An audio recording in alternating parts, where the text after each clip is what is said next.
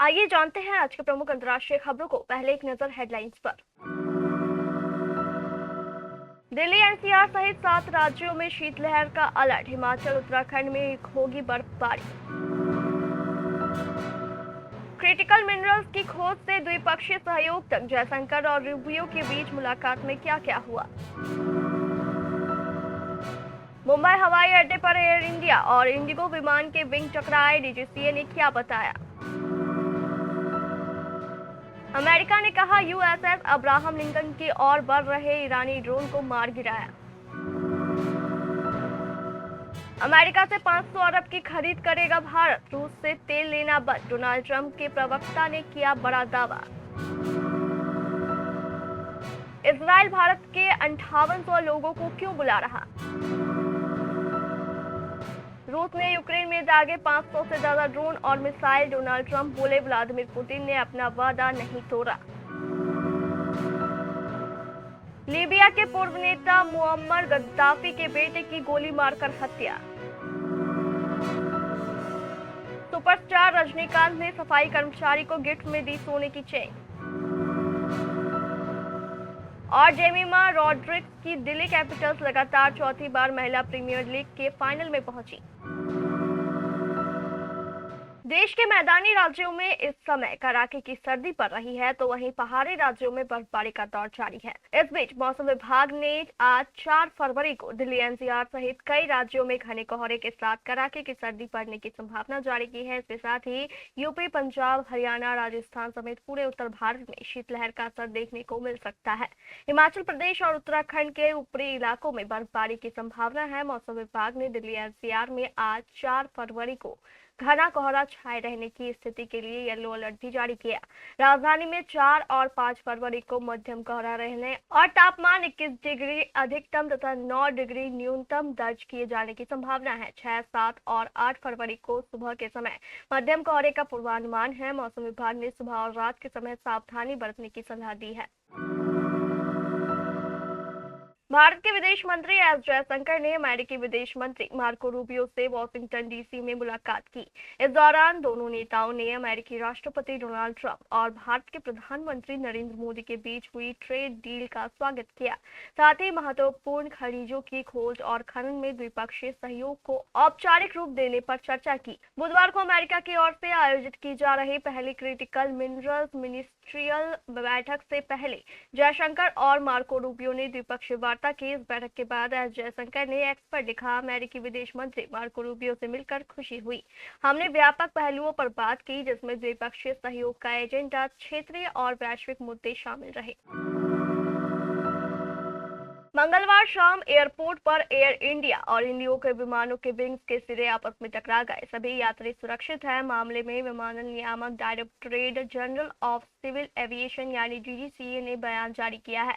DGCA के मुताबिक 3 फरवरी 2026 को मुंबई एयरपोर्ट पर एयर इंडिया की फ्लाइट AI 2732 डिपार्चर से पहले M4 की ओर खड़ी थी। वहीं इंडिगो की फ्लाइट A320 लैंडिंग के बाद उसी ओर बढ़ रही थी। डीजीसीए के मुताबिक टैक्सीइंग के दौरान दोनों विमानों के दाएं विंग टिप्स आपस में टकरा गए। हालांकि दोनों की एयरक्राफ्ट को जांच के लिए भेज दिया गया है। डीजीसीए ने बताया कि मुंबई ऑफिस से अधिकारी जांच के लिए साइट पर पहुंच गए हैं। अमेरिकी सेना के एक प्रवक्ता ने कहा कि मंगलवार को अरब सागर में एक ईरानी ड्रोन को आक्रामक तरीके से अमेरिकी विमानवाहक पोत के करीब आते वक्त मार गिराया गया। यूएस सेंट्रल कमांड के प्रवक्ता कैप्टन टिम हॉकिंस के मुताबिक यूएसएस अब्राहम लिंकन युद्धपोत से उड़ान भरने वाले एक F-35C स्टेल्थ फाइटर जेट ने विमानवाहक पोत और उस पर मौजूद कर्मियों की सुरक्षा की खातिर आत्मरक्षा में इस ड्रोन को मार गिराया। जब ड्रोन पोत के करीब आया, उस समय यह जहाज ईरान की तट से करीब 500 मील दूर था और ड्रोन किस इरादे से पोत की ओर बढ़ रहा था यह भी स्पष्ट नहीं था। इस घटना में किसी भी अमेरिकी उपकरण को नुकसान नहीं पहुंचा और न ही किसी सैनिक को चोट आई। यह मामला ऐसे समय में सामने आया है जब अमेरिका इस क्षेत्र में अपनी सैन्य मौजूदगी बढ़ा रहा है और उसका ईरान के साथ तनाव चरम पर बना हुआ है। अमेरिकी राष्ट्रपति डोनाल्ड ट्रंप ने यह धमकी दी कि अगर ईरान परमाणु समझौते पर बात नहीं करता तो वह उसके खिलाफ सैन्य कार्रवाई कर सकते हैं। अमेरिका के डोनाल्ड ट्रंप प्रशासन ने भारत के साथ ट्रेड डील को अपने हित में बताते हुए दावा किया कि दिल्ली से उनको कुछ बहुत मिलने जा रहा है। व्हाइट हाउस की प्रेस सेक्रेटरी कैरोलिन लेविट ने प्रेस ब्रीफिंग के दौरान कहा कि प्रधानमंत्री नरेंद्र मोदी ने अमेरिका से एनर्जी, ट्रांसपोर्टेशन और खेती प्रोडक्ट के $500 अरब की खरीद का वादा किया। उन्होंने कहा कि यह बहुत बड़ी डील है जिससे अमेरिकी वर्कर्स, बिजनेस और कंज्यूमर्स को फायदा होगा। ट्रेड डील में भारत के रूस से तेल खरीद रोकने पर व्हाइट हाउस की प्रवक्ता ने दावा किया है कि भारत ने रूस से तेल खरीद बंद कर दी है। उन्होंने कहा कि भारत ने रूसी तेल न खरीदने का वादा किया है। इतना ही नहीं, भारत ने अमेरिका से तेल खरीदने का भरोसा भी दिया है। साथ ही पीएम मोदी ने अमेरिका में 500 अरब के निवेश का वादा किया है। भारत के उत्तर पूर्वी राज्य मिजोरम में रहने वाले बेनी मनासी समुदाय के लोग अब इजराइल में बसने की तैयारी कर रहे हैं। यह खुद को यहूदी समुदाय की खोई हुई जनजातियों में से एक का वंशज मानते हैं। साल 2025 में इजराइल सरकार ने एक योजना को मंजूरी दी थी। इस योजना के तहत भारत के बेनी मनासी समुदाय के सभी लोग आने वाले सालों में इजराइल जा सकते हैं। कुछ लोग पहले भी जा चुके हैं। अभी भारत में इनकी तादाद करीब 5,800 है। इनके इजराइल जाने का सिलसिला फरवरी 2026 से शुरू हो सकता है। यह समुदाय मुख्य रूप से मिजोरम और पड़ोसी राज्य मणिपुर में रहता है। रूस ने एक बार फिर यूक्रेन पर मिसाइल और ड्रोन से हमला किया है। यूक्रेनी राष्ट्रपति वोलोदिमीर जेलेंस्की ने बताया कि बड़ी संख्या में बैलिस्टिक मिसाइलों का इस्तेमाल करते हुए उनके एनर्जी सेक्टर को निशाना बनाया गया। मिसाइल और ड्रोन हमलों से यूक्रेन की राजधानी कीव और दूसरे शहरों में कई पावर प्लांट बंद हो गए। इससे 20 डिग्री सेल्सियस के तापमान में लोगों की समस्या को बढ़ा दिया है। दूसरी ओर इस हमले पर अमेरिकी राष्ट्रपति डोनाल्ड ट्रंप ने कहा कि रूसी अटैक सीज़फायर खत्म होने के बाद हुआ है। ऐसे में पुतिन को इसके लिए दोष नहीं दिया जा सकता।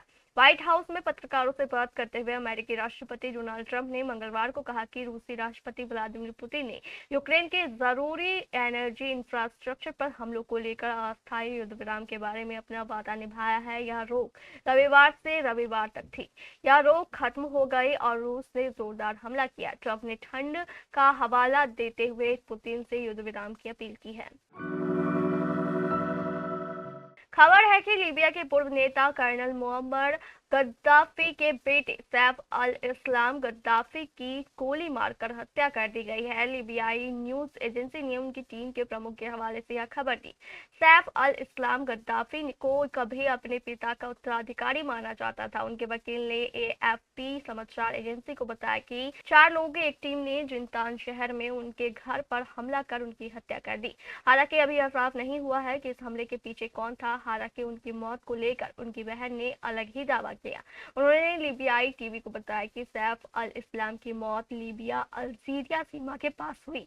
सैफ अल इस्लाम गद्दाफी को लंबे समय तक अपने पिता के बाद देश का सबसे प्रभावशाली नेता माना जाता था, जिसका लोगों के मन में खौफ था। सुपरस्टार रजनीकांत अपनी दरियादिली और सादगी के लिए पूरी दुनिया में जाने जाते हैं। सोशल मीडिया पर इन दिनों थलाइवा की कुछ तस्वीरें खूब सुर्खियां बटोर रही है, जिसमें वह अपने घर पर एक महिला को सोने की चैन पहनाते नजर आ रहे हैं। यह महिला कोई सेलिब्रिटी नहीं बल्कि पद्या नाम की एक सफाई कर्मचारी है, जिसकी ईमानदारी ने रजनीकांत का दिल जीत लिया। रजनीकांत ने न केवल उन्हें अपने घर बुलाया बल्कि उनकी नेक दिली के लिए उन्हें खास तौर पर सम्मानित किया। पद्या टी नगर इलाके के एक सफाई कर्मचारी के रूप में काम करती है। ड्यूटी के दौरान एक लावारिस पाउच मिला था जिसमें 45 सावरीन यानी लगभग 360 ग्राम सोने के जेवर थे। इतनी बड़ी रकम का सोना देखने के बाद पद्या का ईमान नहीं डगमगाया। उन्होंने तुरंत अपने सीनियर्स को इसकी सूचना दी और उस पाउच को पुलिस स्टेशन में जमा करा दिया। बाद में पुलिस ने जांच कर उस गहने को असली मालिक को लौटा दिए। विमेन प्रीमियर लीग के एलिमिनेटर मुकाबले में मंगलवार को दिल्ली कैपिटल्स ने गुजरात जॉइंट्स को 7 विकेट से हरा दिया। टॉस जीतकर दिल्ली की टीम ने पहले गेंदबाजी की। गुजरात जॉइंट्स ने दिल्ली को 169 रनों का लक्ष्य दिया था, जिसे दिल्ली कैपिटल्स ने 15.4 ओवर में ही हासिल कर लिया। दिल्ली की ओर से कप्तान जेमिमा रॉड्रिग्स ने 23 गेंदों पर 41 रनों की पारी खेली। इससे पहले लिजेल ली ने भी 43 रनों का योगदान दिया। दिल्ली कैपिटल्स लगातार चौथी बार महिला प्रीमियर लीग के खिताबी मुकाबले में पहुंची है। हालांकि वह पिछले तीनों सीजन में खिताब अपने नाम नहीं कर सकी। अब 5 फरवरी यानी गुरुवार को वडोदरा में रॉयल चैलेंजर्स बेंगलुरु और दिल्ली कैपिटल्स के बीच खिताबी मुकाबला होगा।